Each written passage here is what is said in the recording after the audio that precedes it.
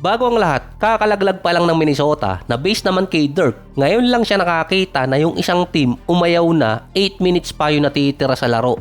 Dahil yon sa ginawa ni Edwards na nakipagkamay na sa kabilang team.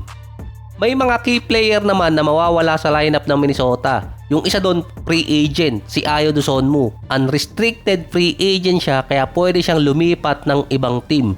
Pumirma kasi siya dati ng short-term contract lang sa Bulls.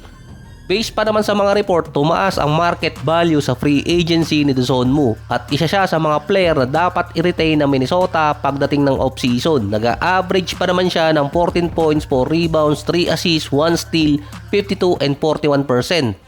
Maghahabol din ang Minnesota kay Giannis pagdating ng off-season dahil nag-failed silang makapasok ng ikatlong sunod na taon sa conference finals. Sinama rin na pwedeng bitawan si Gobert at si Naz Reid. Pero mostly, si Randle lang naman yun dahil inconsistent siya kapag postseason. May average si Randle sa regular season na 21 points, 6 rebounds, 5 assists. Isa pa rin sa best playmaking big man. Meron pang 48 and 31%. Kaso, nalimit siya sa playoff, 16 points, 7 rebounds, 2 assists, 39 and 24. May 2 taong kontrata pa si Randle, 1+1 contract. Hindi na rin nagpa-interview si Randle after ng game or yung tinatawag nilang exit interview sa Minnesota. Puwapasok na rin kasi si Edwards sa kanyang prime at sinasabing huwag sayangin katulad na nangyari sa ibang player. May mutual interest di umano si Edwards at si Giannis na magsama sa isang team. Active din na inaabangan ng Minnesota si Giannis pagdating ng off-season kung malilibre papasok ng trade. Ang dami rin kasing kalaban ng Minnesota sa trade kay Giannis. At dito naman sa West, hindi na lang Nuggets at Thunder ang makakatapat nila. Andun pa yung San Antonio na tumalo sa kanila. Komplikado din na makuha ng Minnesota si Giannis. Dahil kailangan ng Minnesota ng team na sasama sa kanila. Dahil meron lang silang 4 na first rounder at 8 second rounder. Plus, ang kalaban pa nila, mas malalaki yung trade package na pwedeng ibigay. At isa pa doon, hindi preferred ni Giannis ang pumunta ng West. Wala si Giannis na no trade clause, wala din siyang katulad ng kay Harden na pwedeng i-veto yung contract kaya napunta ng Cavaliers. Pero based kasi sa report, dahil si Giannis ang big time trade market player, meron siyang leverage. Pwede siyang mamili ng team kung saan siya pupunta at dun siya ibibigay ng box. Tulad ng ginawa dati ni Butler kaya naiwasan siyang i-trade sa Memphis dahil ang sinabi lang nun ni Butler hindi siya pipirma ng contract extension. Ganun lang din ang pwedeng gawin ni Giannis na meron siyang 2 taong kontrata pang natitira, isang guaranteed at isang player option dahil unrestricted siya kapag natapos yung 2027 contract niya. Kung sakaling matitrade siya this offseason, yung 2028 pwede niyang bitawan at lumipat ng ibang team. Kaya kung mapupunta si Giannis sa team na hindi niya gusto at hindi siya pipirma ng contract extension, malaking lugi ang mangyayari sa team na yon dahil pwedeng umalis si Giannis na walang kapalit.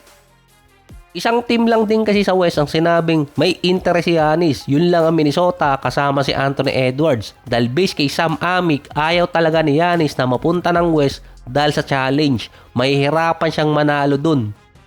Wala ring leverage si Edwards na ma-recruit si Giannis kung mababawasan naman yung mga key player nila sa roster. Ang isang option pa ng Minnesota, makumbinse si Kevin Durant na pumunta sa kanila via trade kapalit si Randle. Siya kasi yung isa sa mga player na pwedeng kunin ng Minnesota para makakasama ni Anthony Edwards at para mas appealing pa sa ibang player na pumunta sa Minnesota. Bago kasi talaga matrade si Kevin Durant sa Rockets, tinanggihan ng Phoenix Suns yung trade ng Minnesota. Mali pala, tinanggihan ni KD na pumunta ng Minnesota. Silang dalawa din ni Randle, 7 million difference lang din sa contract. Hindi rin makakapag-tweet si Kevin Durant sa Minnesota dahil kapag nabasa ni Tito Rudy baka masapak siya. Kung mag-failed ulit ang Minnesota kay Giannis or kay Kevin Durant, ang possible subukan nilang kunin si Ja Morant na isa rin nasa trade market at pwedeng mababa din yung value na makuha. Ang kailangan lang naman nilang palitan doon si Randle dahil nga nag-choke kapag playoffs. 2 sunod na tapos nangyayari din sa kanya sa Knicks yun. Ang pwede nilang kuning kapalit doon based din sa mga write-up si Domantas Sabonis. Halos kadikit niya ang kontrata nun at halos parehas lang din naman sila ng style nitong si Randle. Mas better playmaker nga lang si Sabonis kung healthy na player siya. Si Golden Child naman, Brandon Podziemski, makaka-jackpot sa Warriors. Ayaw di umano na magaya kay Kuminga si Podziemski na nahirapan ng team dahil sa demand sa kontrata. Ang demand lang naman ni Golden Child, siya ang papalit kay Steph. Jackpot talaga si Podziemski dahil eligible na siya sa contract extension. May 1-year buffer pa siya. May 1 year kasi siyang natitira sa kanyang kontrata at kung pipirma siya ngayon, magte-take effect yun ng 2028 kung saan kokonti na lang yung mga player na nakasign sa Warriors. Nasa around 17 to 25 million ang pwede niyang makuha. Tumaas pa yun. 68 to 100 million sa loob ng 4 na taon. Mas malaking kontrata to kay Moody pero hindi ganun kalaki para maapektuhan ng isang team. Sinubukan din ni Daryl Morey na makapag-trade sa Warriors kapalit si Podziemski. Kaso agad sinat daw ng Warriors at ng tatay niya. May average siya last season na 13 points, 5 rebounds, 3 assists, 45 and 37%.